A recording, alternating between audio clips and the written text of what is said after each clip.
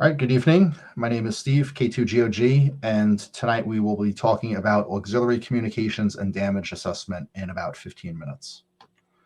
So what is AUXCOM? AUXCOM stands for Auxiliary Communications, and auxiliary communicators are one of the many technical specialists that might be called upon to support National Incident Management System, and that is something that we will be talking about a little bit later.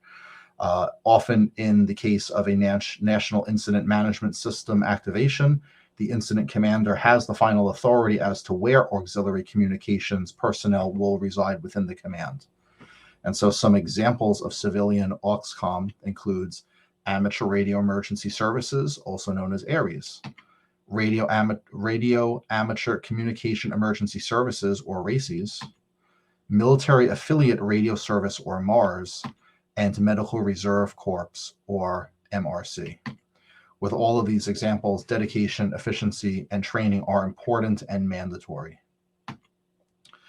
As mentioned, training is very important. There's many free classes and readiness events that will help you to help others. So this is not just about having a radio, it's about when and how to use it for clear tasks. So for example, in the National Traffic System, or NTS, which is often used within amateur radio, users must follow specific formats in sharing information. If we're working within NIMS, or National Incident Management System, following their specific layout of rules is very important. We'll talk about that a little bit later. So again, oftentimes when you're sharing information, you share only what is asked for, and you share what is asked when it is asked for. Sharing the important information when it matters is critical when following National Incident Management System or even National Traffic System. So here's a grid of about 20 different courses that have been selected based off of requirements through the ARES and RACES programs, along with a few others. These are all, for the most part, nationally mandated, nationally created training modules through FEMA. There's also a few others that are brought to us through the National Weather Service, as well as through the Amateur Radio Relay League, or ARRL.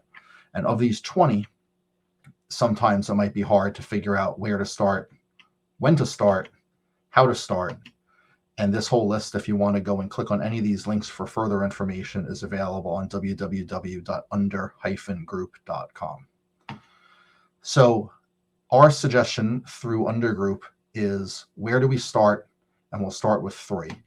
So at the bottom, we have one called Damage Assessment for Public Works, which we'll get into in a little bit more detail. So I would highly suggest most folks that are new to some type of readiness interest would start with that. Following that would be the Introduction to Incident Command Systems.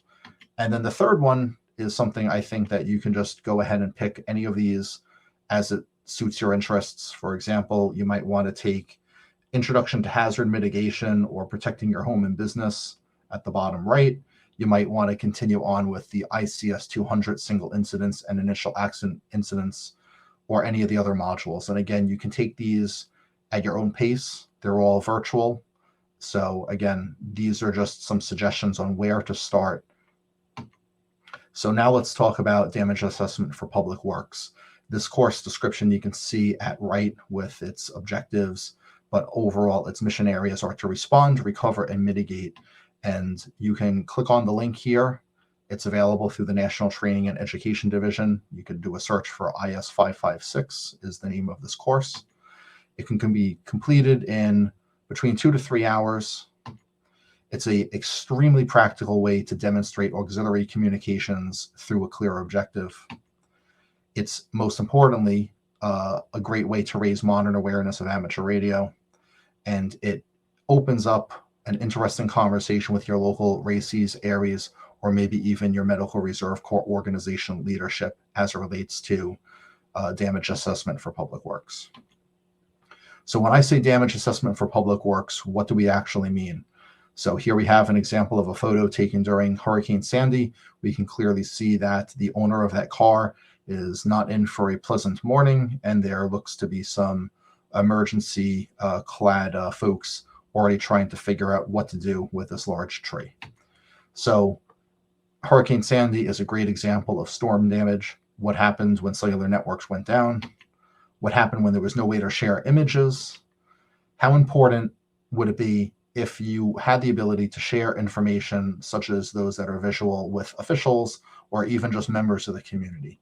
These are some of the reasons why we think that the damage assessment course is actually something that could be very valuable, because it offers you good skills of how to identify different damages and how to share that information. So this is exactly why we're talking about using auxiliary communications to assist community comfort and aid in response. So in this case, we're not saying that anyone who takes this course, they are to be considered a first responder. That is not the case. You are not a first responder, but you can help make things easier for them, especially when they ask through the normal chain of command. This does not mean run out there and take photos and share information with the local police or utility workers, but follow the chain of command. And as a auxiliary communications individual working through ARES or RACES or some other organization, you can immediately add a lot of value to your local community.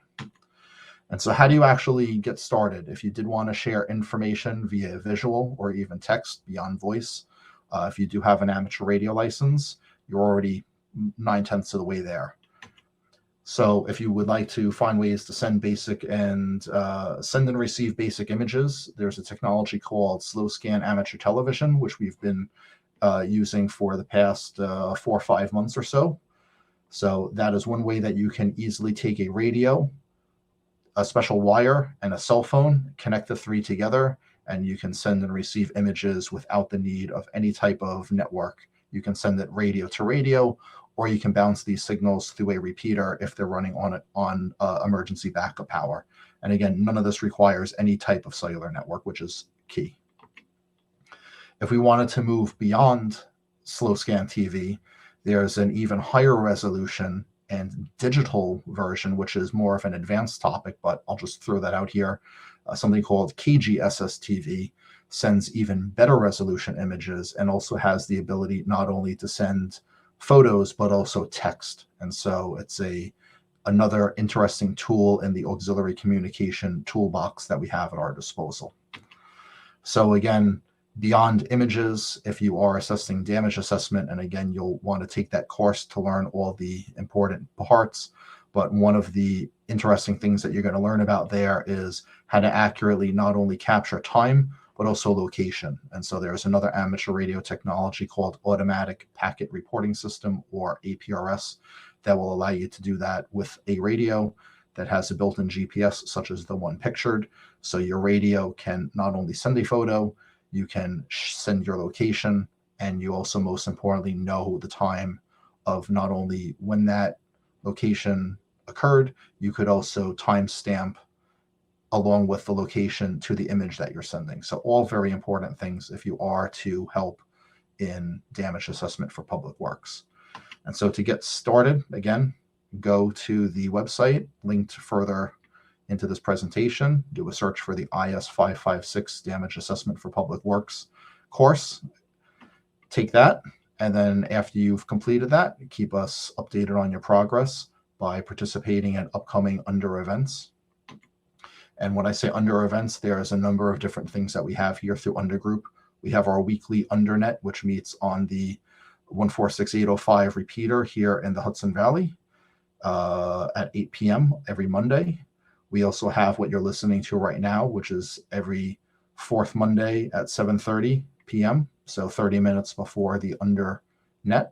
And then we also have in-person events. Our most recent one just took place on March 19th. So all these links are available through our website, and hopefully this was a helpful presentation. Stop recording.